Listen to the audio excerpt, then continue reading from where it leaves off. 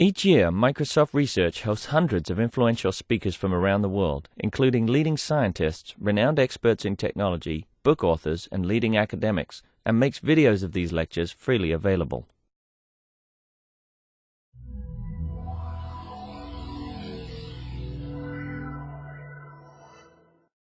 At CMU, working under the supervision of Robert Harper and Guy Blalock.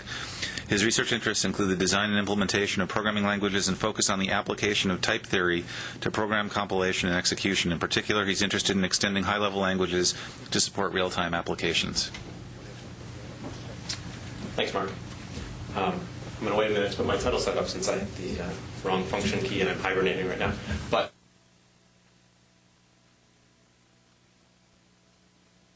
parallel and real-time garbage collection, and this is work that I've done with my advisors Bob Harper and Guy Blalock, and also another member of our group, Dave Swayze.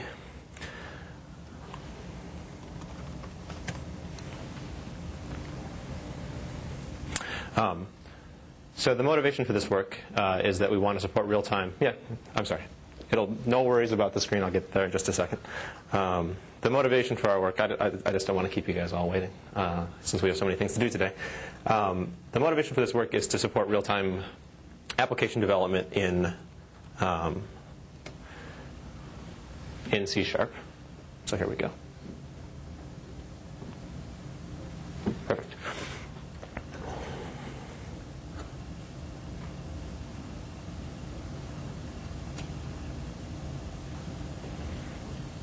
There we go. Right. So as I said, Guy Blalock, Robert Harper, Dave Swayze, and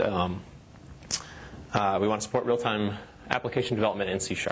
So in particular, as far from our perspective, real-time means predictability. Obviously, predictability in what the program and the result of the program, but also predictability in the resources that a program consumes in order to achieve that result.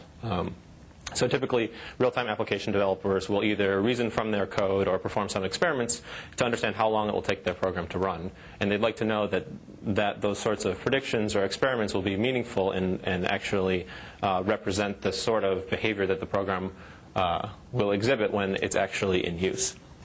And in this work, we're focusing mostly on garbage collection, one of the major sources of unpredictability in the execution of programs in languages like C#. And so in order to support application development in C#, we need a collector with a number of features. So first of all, the collector itself needs to be predictable. So just like real-time programmers need their code to be predictable in some way, the collector needs to also exhibit that sort of behavior. But it also needs to be efficient in that it needs to allow real-time applications to meet their deadlines. And I think even more than efficient, it needs to be, I guess, unobtrusive in some way. That it needs to stay out of the way sufficiently so that real-time applications that need to respond to some external stimulus can do that in a timely way. And it needs to be scalable. And I mean in the sense that, well, in an application where we have multiple threads running on multiple processors, each of those threads is generating garbage. And if the garbage collector is going to keep up and collect that garbage, well, it needs to be able to run not only concurrently with the application, but we need to have multiple garbage collection threads running in parallel on multiple processors, collecting that garbage so that we can maintain an equilibrium between the application and the collector. So the results of our work, let me just start up front with that. We have a collector implementation that plugs into Rotor that's available online. We're still continuing to work on that. And in fact, we have an incremental version with stacklets that'll be available very soon now. We also have a number of benchmarks that we've used in our experiments that are written in C# that are available online. And in addition to that, we've published some work in virtual execution environments. It was a conference that was co-located with PLDI this year. And this is sort of a not directly focused on the real-time aspect of this work, but related to some of the obstacles that we've encountered in doing this work. And in particular, that is describing the use of residency, which I'll talk about for a while later, to balance different trade-offs in the collector implementation. And one of the things that's interesting about that work is that our collector can dynamically adapt to the behavior of an application, doing a sort of online profiling. Okay, so my talk will follow from those 2 points in a pretty straightforward way. First, I'll talk about some of our experiences in implementing a collector, and I'm going to talk mostly about incremental collection.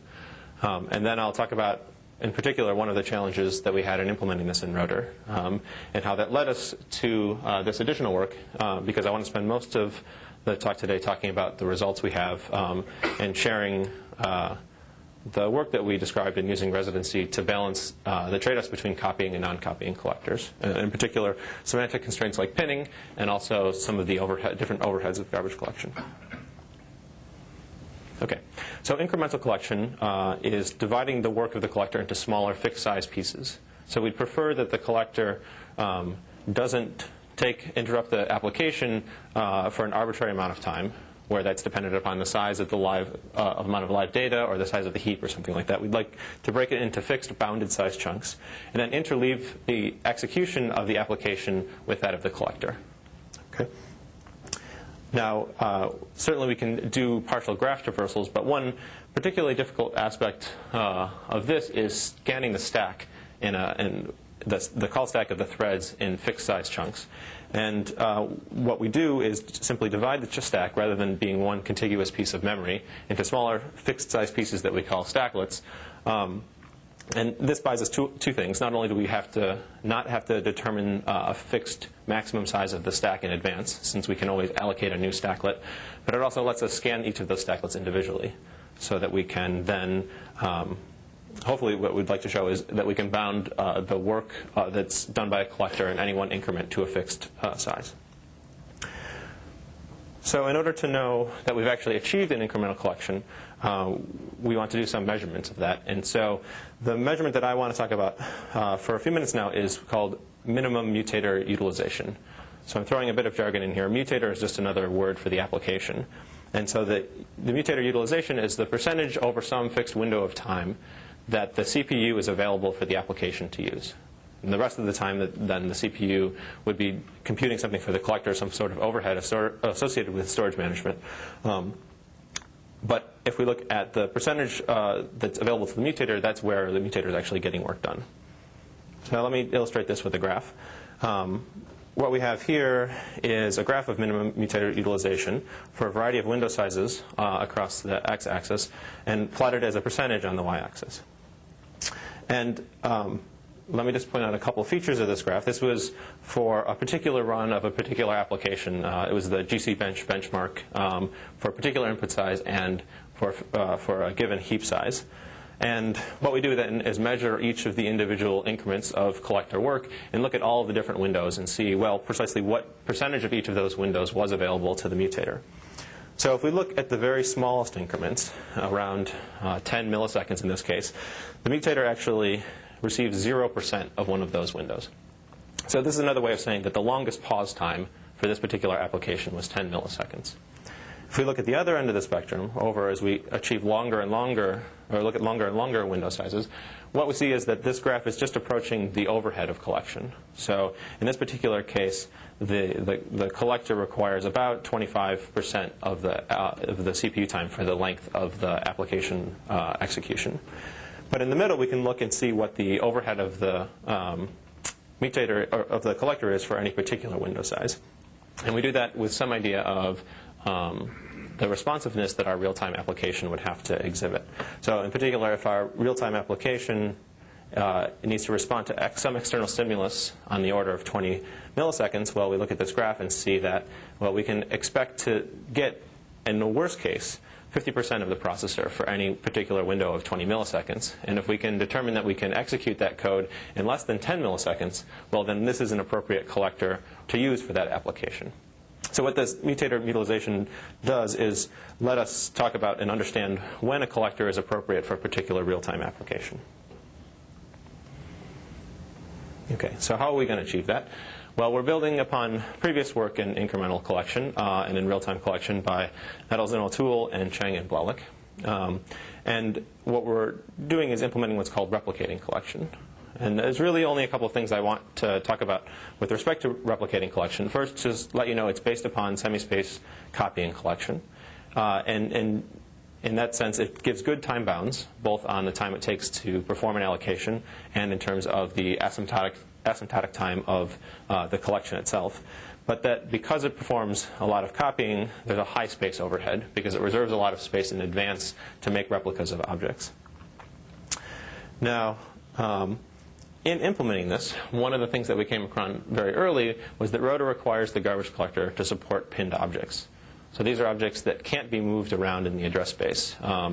And at least in some sense, this is part of a foreign function interface. So it's found in a lot of different virtual machines. And it allows a piece of managed code to pass an object either as an argument to a function that's written in an unmanaged language or to make a system call. And to know that the garbage collector won't move that object around while that function call is being executed. Now, in C#, there's no automatic mechanism for determining what objects should be pinned. It's determined by the programmer. And obviously, if the programmer doesn't pin the right objects, then that could lead to a safety issue. But as far as the garbage collector is concerned, what this means is that we can't use a pure copying collector. That is, if we have to move every object around, well, obviously that's incompatible with pinned objects. On the other hand, if we were using a completely non-copying collector, one that never moved any object around, then this would be trivial to implement. So this is sort of the first example that we came upon where we had a really strong tension between the advantages of using copying and non-copying collection. So like I said, I want to just talk a little bit about some of our experience there. We're still in the middle, as I said, of finishing the incremental collector, and we're interested in doing some work on parallel collection as well. But I'm not going to talk about that because I don't have any concrete results to give for that. But when we started looking at pinning and how to implement that, that sort of led us down this tangent of work that I want to spend the rest of my time this morning talking about, which is using residency to balance trade-offs in collection. Not only things like pinning and other semantic constraints, but also the performance overhead associated with collection, specifically space and time. Okay. So what I want to describe is what we call adaptive hybrid collection. And this is based on work done by Joel Bartlett called mostly copying collection. Now, Bartlett was working in a fairly different environment than we are. He was working on a collector for a scheme to C compiler. But from a high-level point of view, the constraints that he had were similar to those that we have, that some objects in the heap can't be moved around, but we still would like to move the other ones around if we can to reduce fragmentation and therefore make allocation cheaper. And what we did was to extend mostly copying collection to support not only pinned objects, but also other objects that are typically distinguished, large objects, and also to account in a general way for densely populated pages. Okay, so let me take a few slides to describe what mostly copying collection is.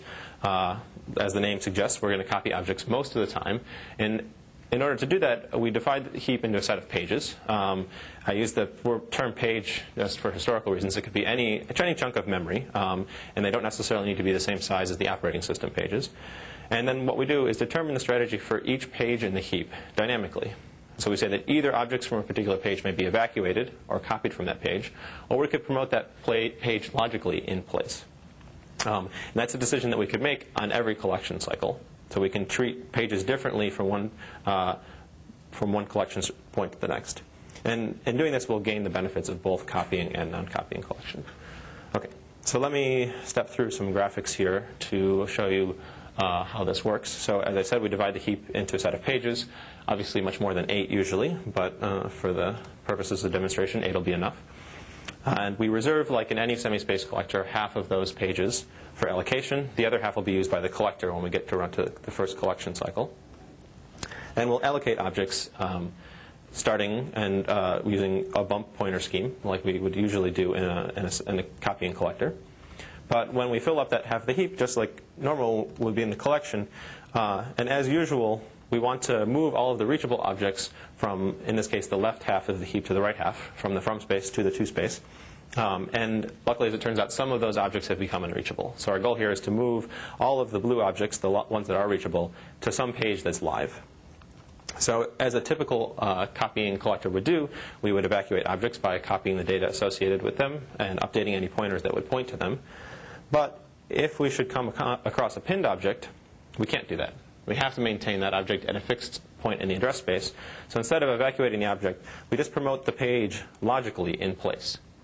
So what that means is that to space and from space aren't concepts that are defined as contiguous portions of memory anymore. They're defined as logical properties of each individual page. So when we get to the end of the collection, it's not that we've moved all of the live objects over to the right-hand side. It's that we've moved all of them to some live page, some two-space page, and those happen to be found in different parts of the heap. So this solves the problem we had with pinned objects, because if the programmer doesn't have pinned objects, they get exactly the behavior they would get from an ordinary copying collector. And obviously, the programmer can pin things in a malicious way to make things pretty difficult for the collector, but we can give them performance that's sort of inversely proportional to the amount of pinning that they do. So the less they pin, the better performance they get. And obviously, if they're going to constrain us, we can do only so much to give them an unfragmented heap. Now, once we had done that, the next challenge that came along was, what do we do about large objects? So in our case, this was any object that's larger than one page. But in general, garbage collectors will distinguish objects that are as big as a megabyte because, for one, they're expensive to copy. It's a lot of data to move around, and you need to have, well, to copy a 1 megabyte object, 2 megabytes of space sitting around somewhere. But what it turns out that we can do is use the same technique that we used for pinning for large objects as well. So rather than copying them, we just promote the pages that house large objects in place. And that avoids all of the usual penalties associated with large objects without reserving any additional heap space in advance. And we don't have to worry about segmenting the space in terms, or the address space in terms of those parts of the address space that are reserved for smaller objects and those for larger objects. And we can use smaller objects to fill in the gaps between larger ones. Okay, so the thing that I think is to take away from this is that it's not that large objects are big that is really the problem. But the thing is that they don't really cause any fragmentation. So not only are they expensive to copy, there's not really much benefit in doing so. That is, we're not going to actually create any new large pieces of unused space by moving them around. So in that sense, we'd like to do the same thing for a set of pages that's filled with many smaller objects. So on the left, we have 3 pages that are almost entirely consumed by one object. On the right, we have 3 pages that are almost entirely consumed by many smaller objects. And even the ones for the case on the right, those pages are expensive to evacuate, and there's not much fragmentation there to eliminate. So just like in the case of large objects, there's not much benefit here to moving those objects around. So what we do is to measure the residency of each of those pages, or the density of reachable objects on them, and use that to determine where the collector should spend its time in moving objects around. So we avoid evacuating objects from dense pages and focus on other parts of the heap where that's going to be more profitable. And we can understand now that large objects occupy dense pages and therefore should be promoted, not, again, because they're large. Okay. I just want to touch briefly on allocation because that's part of the implementation we had to do. Copying collectors use a very simple space check. They have a contiguous portion of memory that's free, and either that portion is large enough for the current allocation or it's not. And if it's not, we need to perform a garbage collection. But for a collector that does some in-place promotion, we have to have some more sophisticated mechanism to keep track of space. So we need to find a gap of an appropriate size, and that means keeping track of all these different parts of the heap that are free, either through a free list or some bitmap or other mechanism. So just to give you a quick overview of our algorithm, it's hybrid in a very concrete sense. It combines the data structures you'd find both in a copying collector and a non-copying collector. So we maintain for each page that we're traversing a chain EQ, and also we keep track of a mark stack for objects that are on promoted pages and have been visited, but for which their children have not yet been scanned. And we happen to do allocation using a modified first fit algorithm. This lets us use the same allocator both for completely free pages and pages which have free gaps on them, but other techniques would also be applicable. So if we just step back for a second, now we have 2 mechanisms to reclaim space in our collector. We can do that either by evacuating objects and coalescing the free space that we have together, or we can do that by allocating objects in those free spaces. But in both cases, we'd like to use residency in some way to determine where each of these things is profitable. So what that means is we have 2 new parameters that describe the configuration of our collector. One of them called the evacuation threshold that determines the maximum residency at which objects would be evacuated. If there's any more objects than in a particular page, then we say that it's not worth evacuating objects from those pages. The other one, the allocation threshold, determines the maximum residency at which free space on a page is reused. So again, if a page is very dense, it's not worth taking the time to find a gap on there to meet a current allocation request. It's better just to go to some other page that's more sparsely populated.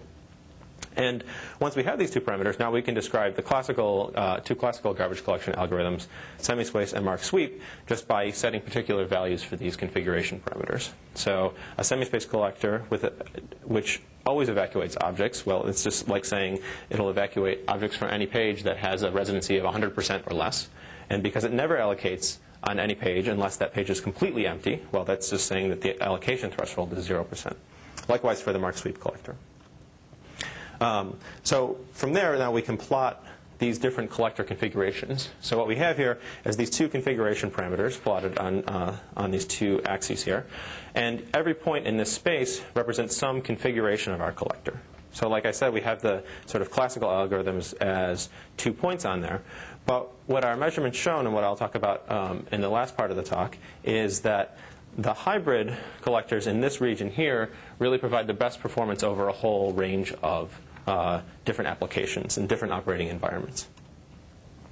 Okay, so I talked a little bit about how our algorithm works and how it can, at least using residency, determine different strategies. Of course, we have to find out what the residency of each page is. So I want to touch briefly on that. So residency can be computed for free during any traversal of the heap. So in our case, for pages that contain evacuated objects, well, every time we copy an object into that page, we increase the residency. For pages that are promoted in place, every time we find a new object that hasn't been visited before, we similarly increase the residency. But the problem is that would let us know the residency of every page only at the end of collection. And we need to know it at the beginning of collection in order to determine what strategy to take for every page. So the obvious thing is just to do an extra traversal of the heap, and we can explicitly measure it. And then each garbage collection means that we do 2 traversals, one to find the residency and one to actually find the garbage. But instead what we do is just measure it, like I described on the previous slide, during the normal traversal of the heap, and then use that to predict the residency in the next collection cycle. What that means is we don't have to do a second pass, but we still get some of the benefits from using a dynamic measure of the residency of pages. Okay, so one thing that's interesting is that we can understand other hybrids in terms of residency. So other hybrid collectors might say, well, we have a big heap, we're going to divide it in half and use a semi-space collector on one side, a mark sweep collector on the other side. In some sense, what they're doing is fixing in advance to say that, well, one of those halves will be low residency, the other one will be high. And then they use some sort of heuristics to determine where an object should go. So we might use size or type or allocation point and say, well, objects of this particular type are likely to die early, and so we're going to put them in the part of the heap that we think will have a small residency. So we sort of make our residency estimates in the beginning and then be careful about how we allocate in order to make those things come true. Likewise, if we look at generational collectors, if you take the generational hypothesis that most objects die young, well, that implies in some sense that the nursery will be sparsely populated. And so we can pick a collection technique that's appropriate to a bunch of pages or part of the heap that's relatively sparse. And so in that sense, we're using age to predict residency and then using residency to determine how to do collection.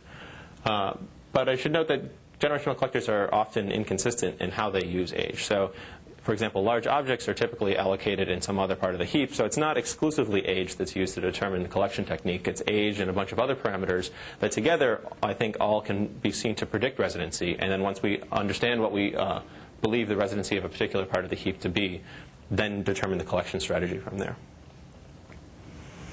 Okay, so one concern if we use predicted values of residencies is that we would make mistakes in our predictions.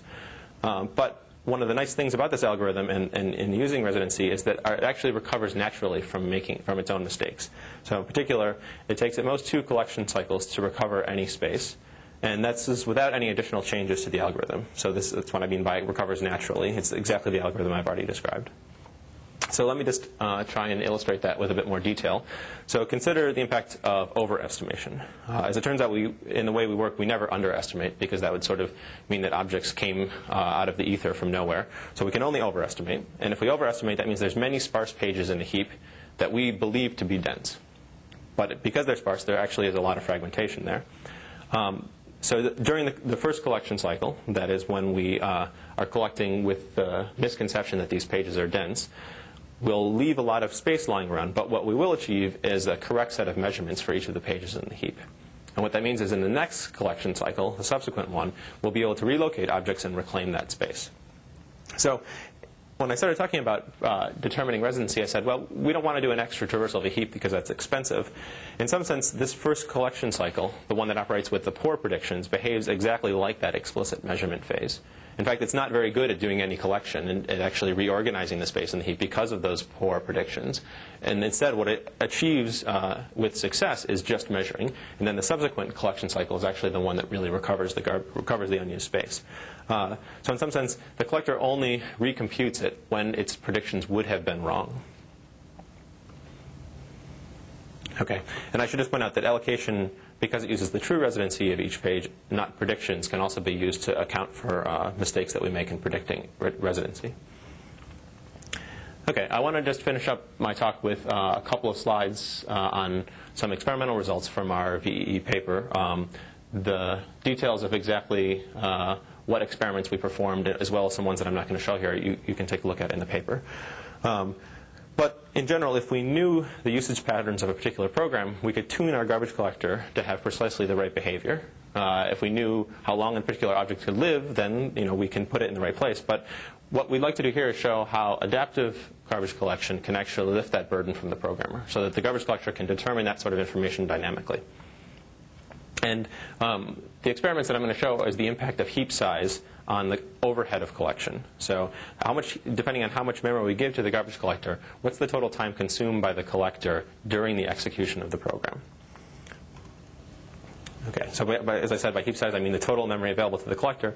And in general, we'd expect copying collectors to perform well when there's plenty of space. They'll run in time proportional to the amount of live data, so the longer we can delay collection, the more stuff that will die off, the better copying collectors will fare. But for smaller heaps, there might be cases where semi-space collectors don't have enough space to even meet all of the allocation requests of the application. And so what I want to try and convey here is that the hybrid actually yields good performance across all of these different cases. Okay, so here's the first example I want to take a look at. Again, we have a variety of heap sizes across the x-axis here, and this is the same application being run with the same input parameters. And on the y-axis, we have the total time consumed by the garbage collector. So this is overhead in terms of time. And the first curve here, the diamonds shown, this is the mark sweep collector. So it's relatively indifferent to heap size. On the other hand, the semi-space collector actually can't even meet the allocation request for the smallest heap sizes here. And as the heap size gets particularly small, it is several times slower in the cases where it actually can finish the execution of the application. But our hybrid, in this case, fares not quite as well, but reasonably well compared to the mark sweep collector. And in particular, it can satisfy the allocation request even at these smaller heap sizes. Okay, so this is a different application with a very different usage of memory. In this case, it's the semi-space collector that's really performing well over time. This application generates a lot of garbage in a very large heap, and so the mark sweep collector actually spends quite a bit of time just traversing over parts of the heap that don't contain any useful data. But again, in this case, the hybrid collector follows the better curve. In this case, it's the semi-space curve, and it does that by essentially dynamically adapting to the residency that it finds in each of the pages there. So again, not quite as good as the best, but overall, without any pre-knowledge of how the application will behave, it achieves a result that's close to the better of the two other configurations. And this turns out to be true for a bunch of other applications that we looked at. Both of the hybrids that I showed in this case, and in fact all of the hybrids that in the paper experiments are all for the same particular configuration. Right? So I showed this graph of different collector configurations with the different thresholds. These are both using a particular configuration. And it seems that for our particular implementation, that tweaking those parameters doesn't really change a lot in terms of the behavior. So that's sort of nice. We have introduced two new parameters, but they're not parameters that you need to tune to the behavior of every particular application. It seems that you tune them more to the implementation of your collector. And this works well, as I said, for a bunch of different applications, for a variety of different sizes of memory. And there's some other experiments that are described in the paper as well. Okay, so before I finish up, let me just mention a few pieces of related work. There's been a bunch of different work recently looking at using dynamic measures like residency, garbage first, and the metronome collector in particular The metronome collector is sort of interesting because whereas we started from a mostly copying collector because we were worried about, well, we'd like to implement a replicating collector, they started from a non-copying collector and moved in this direction. So while we're focusing on mostly copying, they're focusing on mostly non-copying. But in the end, we have something that's fairly similar and it makes a sort of an interesting perspective on what the different design decisions are in terms of implementing these sorts of collectors. Okay, so then I just want to conclude. So what I described at the beginning of the talk, some of our work in incremental collection that's ongoing. We hope to get a parallel collector up and running pretty soon. And then what I hope I conveyed to you was some of the interesting aspects of our adaptive hybrid collector, and in particular using some runtime measure, and a particular runtime measure that's tied directly to the performance of our collector to influence the sorts of decisions that the collector makes online.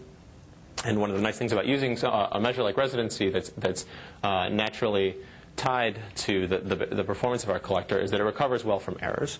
But one of the other things that we're thinking about is what other measures are out there that we could use. For instance, something like the size of a free gap on a page to influence the decisions made by the collector. And then, of course, here's some links. The paper is online as well as our implementation and our benchmarks. And I'll leave you guys with this, and I'm happy to take any questions.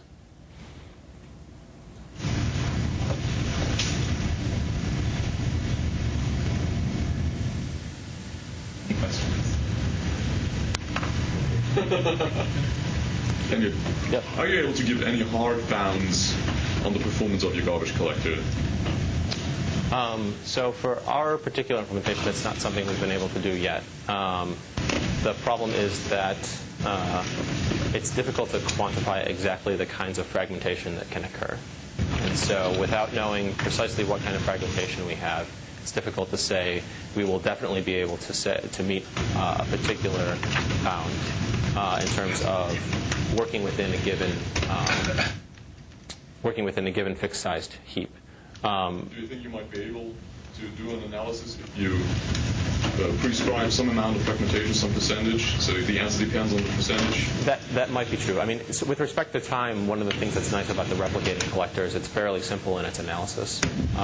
So certainly when there is available space, allocation is constant time, and we just need to bound the amount of time it takes to scan a particular portion of the heap. And if we can do that, then certainly, if we can bound the amount of time it takes to scan one kilobyte, then we can bound the amount of time the collector will pause for. Another way of doing this would be to do a time-based increment to say that, well, we don't care how much space we actually scan as long as we can scan it within 1 millisecond. And that requires having some hooks into the scheduler and having a real-time scheduler that will be there to do that type of thing. So certainly possible, but not something we've hard bounds are not something we've been able to achieve quite yet. Yeah. Which you had the parameters for the algorithm, but the implementation it was more or less the same with different parameters. Could it be related to page size or something, or so? Because it's rather strange that fiddling with the parameters gives more or less the same behavior. Yeah, so I mean, I can to say in more detail. So certainly changing those parameters a lot. So in these cases, we use 90% for both of the thresholds. Changing them to 50% would drastically change the behavior of the collector. But I guess my point was to say, well, 90 or 92, 95, those are all, I mean, there's not some clear benefit to choosing one over the other. Certainly in one application, there's a 5 or 10% difference. But in another application, it might go 5 or 10% in the other direction. So there's no, it seems, clear winner in terms of, maybe there is a clear winner and say that there's not some benefit to tweaking them for a particular application. I'm not sure to what extent page size influences what's going on here. We chose pages that are 4 kilobytes because that happens to work well with the operating system in terms of asking the virtual memory system on various operations. But that could have some influence. I'm not sure to what extent, because essentially that's some well, to me that would be tied to the application. It's some granularity of what what the sort of appropriate chunks of data are from the applications point of view. How much data does it need to do some of its work?